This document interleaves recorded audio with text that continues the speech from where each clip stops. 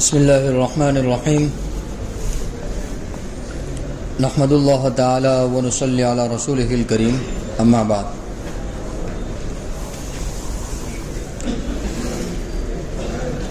گزشتہ کل کی تفسیر میں مختلف انبیاء علیہم الصلاۃ والسلام کے کچھ واقعات ان کی طرف اشارات کیے گئے تھے. اس کے بعد اللہ رب العزت نے سورہ یوسف نازل فرمائی اور اس میں حضرت یوسف علیہ الصلاۃ والسلام کا بہت تفصیل کے ساتھ تذکرہ فرمایا. کتابوں میں لکھا ہے کہ اللہ رب العزت نے قرآن پاک میں 25 انبیاء علیہ الصلاۃ والسلام کا تذکرہ فرمایا. ان 25 انبیاء میں سب سے تفصیل کے ساتھ اور سب سے بڑا جو واقعہ بیان فرمایا وہ حضرت یوسف علیہ الصلاۃ والسلام کی زندگی کا ہے. حضرت یوسف علیہ الصلاۃ والسلام کی زندگی میں ہمارے لیے بہت سارے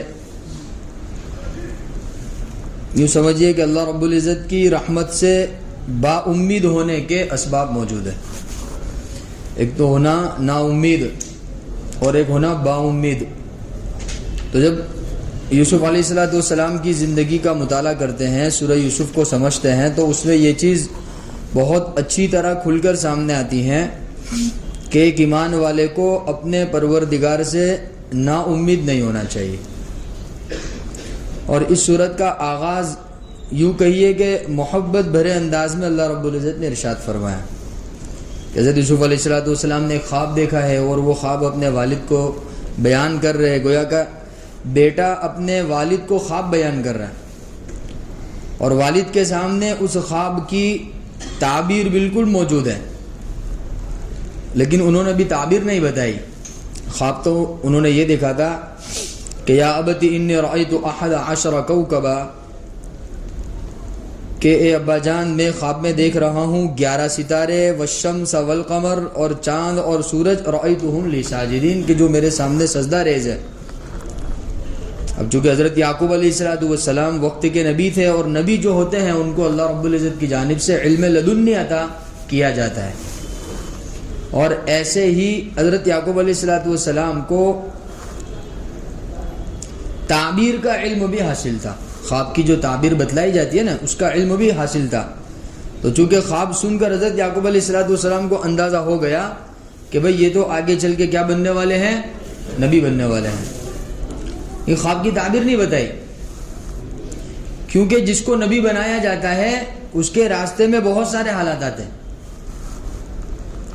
کتابوں میں لکھا ہے کہ اللہ رب العزت کی مخلوقات میں، خاص طور پر انسانوں میں، سب سے زیادہ برگزیدہ بندے انبیاء علیہم الصلاۃ والسلام، اور انبیاء علیہم الصلاۃ والسلام ہی سب سے زیادہ حالات کے اندر مبتلا کیے گئے. تو اب چونکہ حضرت یوسف علیہ الصلاۃ والسلام ابھی چھوٹے ہیں، ابھی ان کے سامنے نبوت کو بیان کرنا اور نبوت ملنے سے پہلے کے جو حالات ہیں ان حالات کو ان کے سامنے بیان کرنا یہ عقل مندی کی نشانی نہیں تھی. اس لیے حضرت یعقوب علیہ السلام نے اس کا تذکرہ نہیں فرمایا. حضرت یعقوب علیہ السلام نے صرف اتنا کہا یا بنی لا تقصص رؤیاک علی اخوتک، کہ اے بیٹے یہ جو خواب ہے اپنے بھائیوں کے سامنے بیان مت کرنا، کسی کے سامنے اس کا تذکرہ مت کرنا. فیکیدوا لک کیدا، ورنہ تو وہ تجھ سے حسد کرنے لگیں گے کہ ان الشیطان للانسان عدو مبین، کہ شیطان انسان کا کھلا ہوا دشمن ہے، بڑا دشمن ہے. تو اس طرح حضرت یعقوب علیہ السلام کے بیٹے حضرت یوسف علیہ السلام کی زندگی کا آغاز ہوا ایک خواب کے ذریعے. اب آہستہ آہستہ زمانہ گزرتا گیا. حضرت یعقوب علیہ السلام کو حضرت یوسف علیہ السلام سے دلی محبت تھی. وہ محبت بھائیوں سے دیکھی نہیں گئی، وہ حسد میں مبتلا ہوئے اور وہ حضرت یوسف علیہ السلام کو تکلیف پہنچانے کے در پر ہو گئے.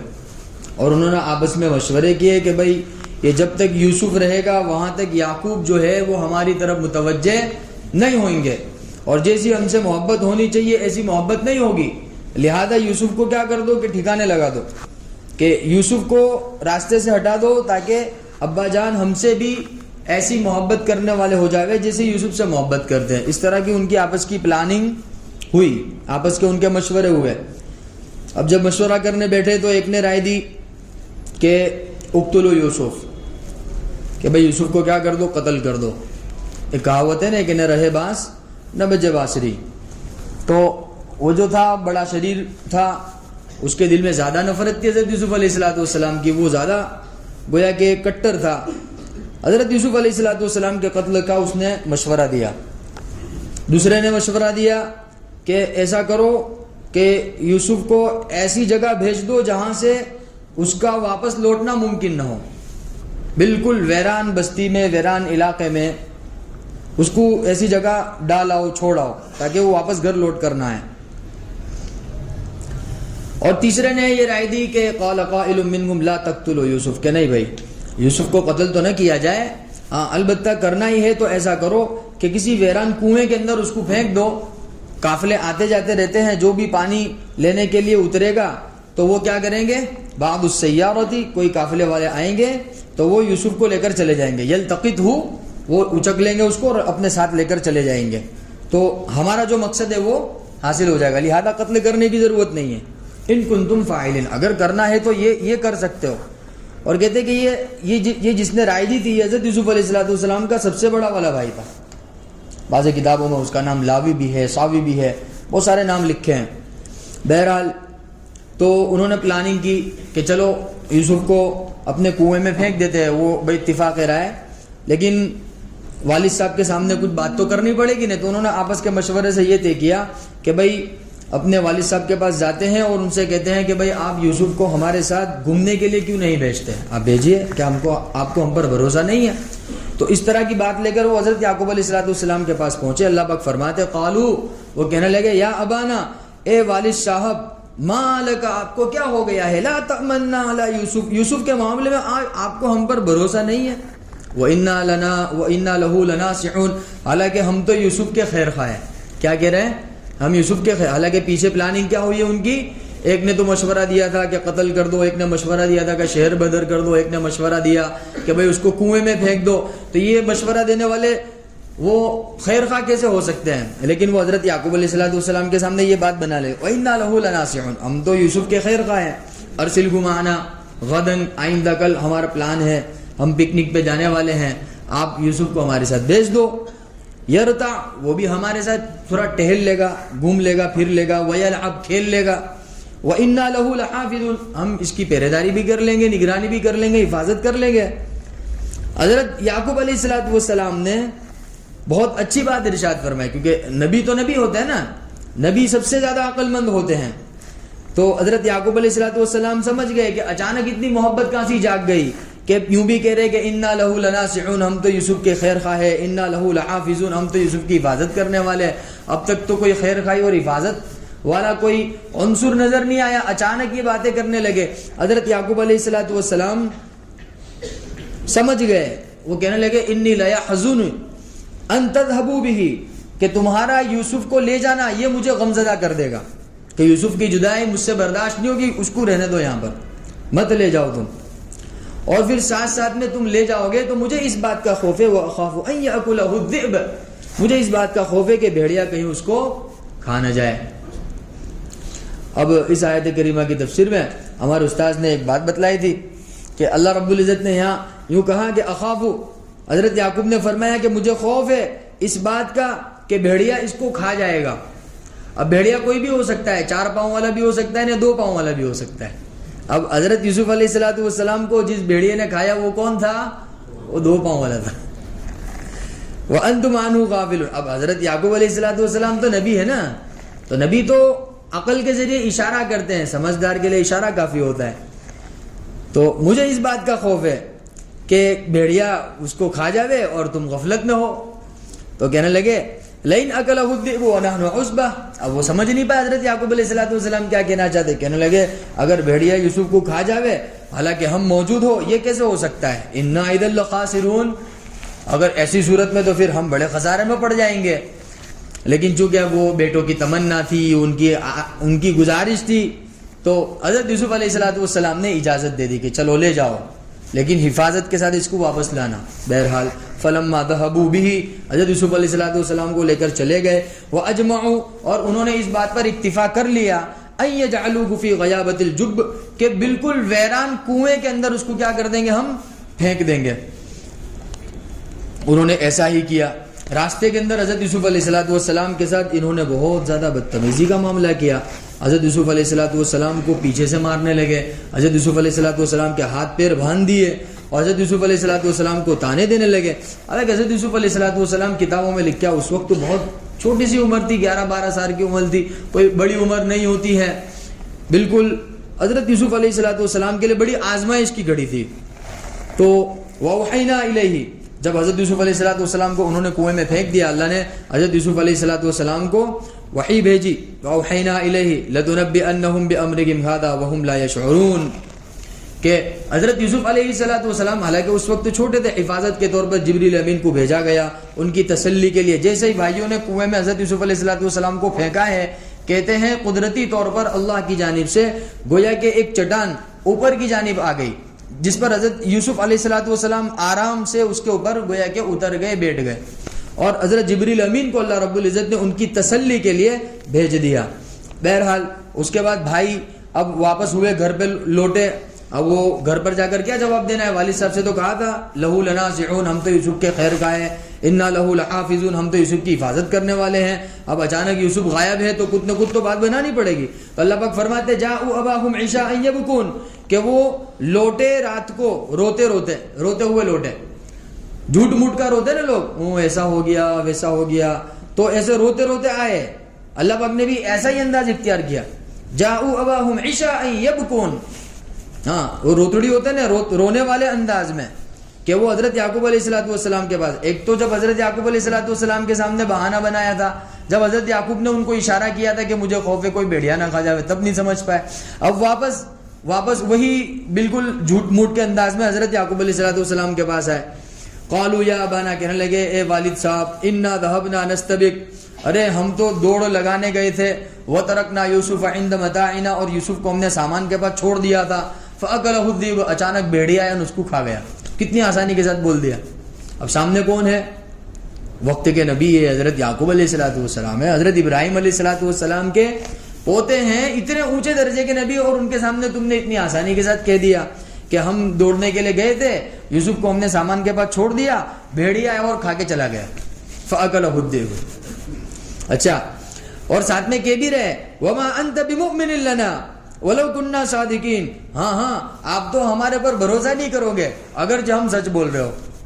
ہوتا ہے نا ایسا, ہمارے ساتھ بھی اپنے گھر کے معاملات میں کبھی اختلافات ہوتے ہیں آپس کے اندر, گفتگو کے اندر, تو سب قسمیں کھا کے بولتے ہیں, حالانکہ وہ جھوٹ ہوتا ہے.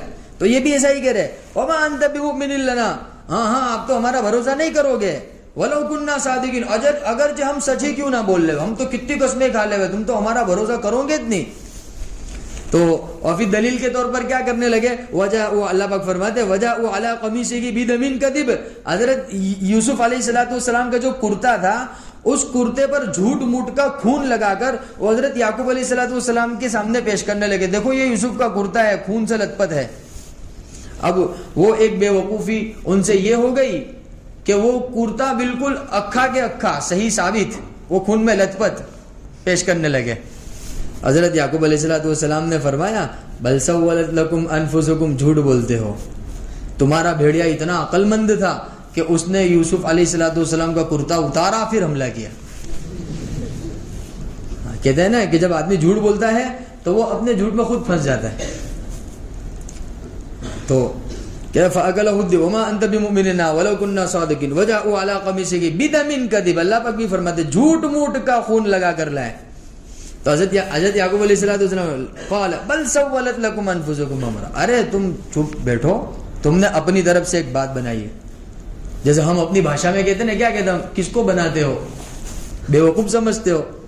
تو یہ عربی زبان کا ایک جملہ ہے, بل سولت لکم انفسکم, ارے تم اپنی طرف سے باتیں بنا رہے ہو, تم اپنی طرف سے ایک جھوٹا فیصلہ سنا رہے ہو کہ ایسا ایسا ہوا. فصبر جمیل, حضرت یعقوب علیہ السلام کہہ رہے ہیں کہ فصبر جمیل, ہمارے ذمہ تو کیا ہے, صبر کرنا. واللہ المستعان علی ما تصفون, اور جو کیفیت تم بیان کر رہے ہو, جو حکایت تم نے بیان کی, جو واقعہ تم نے بیان کیا, اس سلسلے میں مددگار کون ہے؟ اللہ رب العزت مددگار. دیکھو حضرت یعقوب علیہ السلام کا صبر دیکھو. حضرت یعقوب علیہ السلام کو معلوم تھا کہ انہوں نے یوسف علیہ السلام کے ساتھ ظلم کیا, لیکن صراحت کے ساتھ نہیں بولا کہ تم نے یہ کیا ہوگا یہ کیا ہوگا, کیونکہ حقیقی طور پر معلوم نہیں ہے نا. اس سے ہم کو کیا سبق ملا؟ اس سے ہم کو سبق یہ ملا کہ جب کسی چیز کے بارے میں علم نہ ہو تو ہم حتمی طور پر اس کے بارے میں فیصلہ نہیں کریں گے. ابھی یہاں پر حضرت یعقوب علیہ السلام کو عقل کے ذریعے سے یہ بات معلوم تھی کہ بھیڑیے نے حملہ نہیں کیا ہے, بھیڑیے نے نہیں کھایا ہے. یہ بات آپ کو بھی سمجھ میں آ رہی ہے, میرے کو بھی سمجھ میں آ رہی ہے. لیکن یہاں پر حضرت یعقوب علیہ السلام نے کہیں پر بھی یہ بات اپنے بیٹوں سے نہیں کہی کہ نہیں تم نے ہی یوسف کو کنویں کے اندر ڈالا ہے, تم نے ہی ایسا کیا ہے, تم نے ہی ویسا کیا. بہت ساری باتیں حضرت یعقوب علیہ السلام کہہ سکتے تھے لیکن نہیں کہی. کیوں؟ کیونکہ آنکھوں سے اس کو دیکھا نہیں تھا تو لہذا اس کو بیان نہیں کیا. ہاں اتنا کہہ دیا سولت لکم انفسکم کہ تم بات بنا رہے ہو. پتا چلا کہ ہمارے درمیان نبی کبھی کوئی ایسی بات ہو اور ہم اپنی عقل کے ذریعے یا کسی علامت کے ذریعے معلوم ہم کو ہو جاوے کہ بھئی ایسا نہیں ایسا ہوا ہوگا, یہ بندہ جھوٹ بول رہا ہے, تو ہمارے لیے بھی حتمی طور پر اس کے بارے میں فیصلہ کرنا جائز نہیں ہے جب تک ہم اپنی آنکھوں کے ذریعے مشاہدہ نہ کر لیں یا گواہوں کی گواہی سے وہ بات واضح نہ ہو جائے. یہاں حضرت یعقوب علیہ السلام نے یہی بات ارشاد فرمائی کہ میرے لیے صبر جمیل ہے اور جو تم بات پیش کر رہے ہو اس پر اللہ رب العزت ہی کیا ہے, مددگار ہے. اب بہرحال حضرت یعقوب علیہ السلام نے صبر سے کام لیتے ہوئے ان کے بھائیوں سے دوری اختیار کر لی. حضرت یوسف علیہ السلام کے بھائیوں سے, اپنے بیٹوں سے کیا کر لی؟ دوری اختیار کر لی. بہت زیادہ غم زدہ ہوا, حضرت یوسف علیہ السلام سے بڑی محبت تھی, دوری اختیار کر لی. تو اس کے بعد کیا ہوا انشاءاللہ تعالی آئندہ کل تفسیر کے اندر یہ بات آئے گی. ایک قافلہ آیا, پھر اس نے حضرت یوسف علیہ السلام کو کنویں میں سے نکالا, اور پھر آگے کا مستقل ایک لمبا واقعہ ہے اور اس میں بہت ساری باتیں ہیں فائدے کی. انشاءاللہ تعالی آئندہ کل تفسیر میں آئے گی. اللہ کر ہمیں بات سمجھ میں آ جاوے. حضرت یوسف علیہ السلام کے واقعے کو اللہ نے جس مقصد کے لیے قرآن پاک کے اندر بیان فرمایا ہے وہ مقصد ہمیں بھی سمجھ میں آ جاوے اور پوری امت مسلمہ کے درمیان وہ عام ہو جاوے. سبحان اللہ و بحمدہ.